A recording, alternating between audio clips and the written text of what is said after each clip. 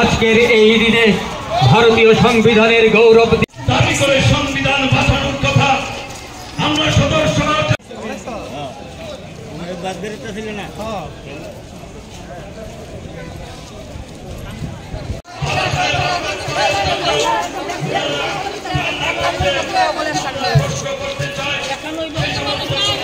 $2024 সালে আমরা আমাদের সংবিধানের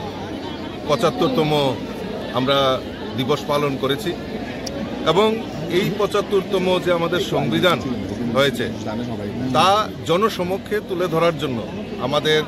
রাষ্ট্রীয় ভারতীয় জনতা পার্টির রাষ্ট্রীয় নেতৃত্ব তারা সিদ্ধান্ত নিয়েছেন আমরা এই সংবিধান গৌরব অভিযান অর্থাৎ মানুষের কাছে এই সংবিধান সম্পর্কে তুলে ধরার জন্য আমরা বিভিন্ন কর্মসূচি আমরা পালন করছি তারই অঙ্গ হিসাবে আজকে ভারতীয় জনতা পার্টির নেতৃত্বে সমস্ত জেলাতে প্রায় 10টি জেলাতে আজকে এরকম র্যালি আমরা সংগঠিত করছি এবং এই যে কংগ্রেস এবং কমিউনিস্ট আমরা ইদানিং দেখছি বাবা সাহেব আম্বেদকর যিনি সংবিধান রচয়িতা উনাকে নিয়ে ওনারা কনভেনশন করছেন মিছিল করছেন এটা যে ঢঙ্গি এটা যে মানে কত বড় বাবা সাহেবকে অপমান করেছেন এই কংগ্রেস এবং কমিউনিস্টরা তো এইটা মানুষের সামনে তুলে ধরার জন্যই আমরা আরো বিশেষ করে এই অনুষ্ঠানের কর্মসূচি আমরা হাতে নিয়েছি আমরা জানি যে বাবা সাহেব আম্বেদকর সংবিধান রচয়িতা এই জওহরলাল নেহরুই বলুন ইন্দিরা গান্ধী বলুন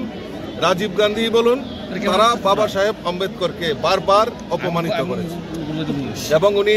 নির্বাচনে লড়াই করেছেন নির্বাচনে উনাকে জিততে দেননি এই কংগ্রেসীরা সংসদে প্রবেশ করতে দেননি উনি বাধ্য হয়ে অপমানে উনি নির্বাচনে লড়া বন্ধ করে দিয়েছিলেন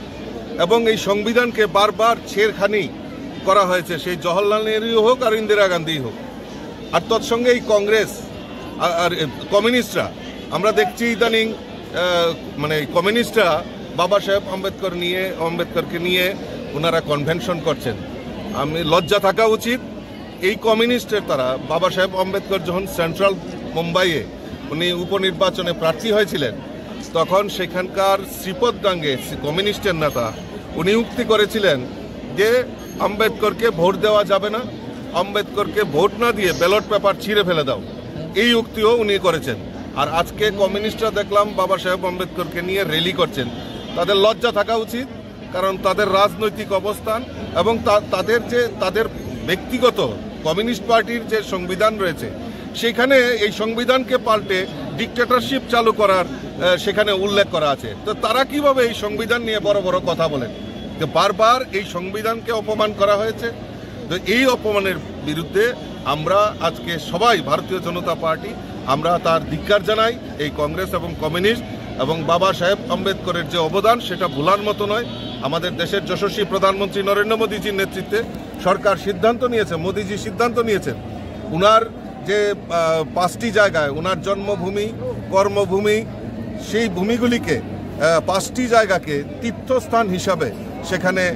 মোদীজি সেখানে কাজ করছেন তো এইটাই আমাদের বাবা সাহেবের প্রতি শ্রদ্ধাঞ্জলি এবং এই সংবিধানের প্রতি আমাদের শ্রদ্ধাঞ্জলি সেটাই জনগণের সামনে তুলে ধরার জন্য আজকে আমরা এই কর্মসূচির আয়োজন করেছি যে ক্লজের ভিত্তিতে জরুরি অবস্থা দেওয়া প্রয়োজন সেই ক্লজ মানা হয়নি শুধুমাত্র কিন্তু সেই সম্মান দেওয়া হয়নি ভারতীয় জনতা পার্টির সরকার যখন অটল বিহারী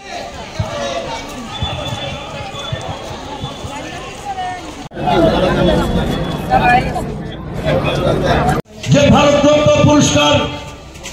অনেক আগেই ভারতবর্ষের কংগ্রেস শাসনের সময় হয় আমাদের লজ্জা হয়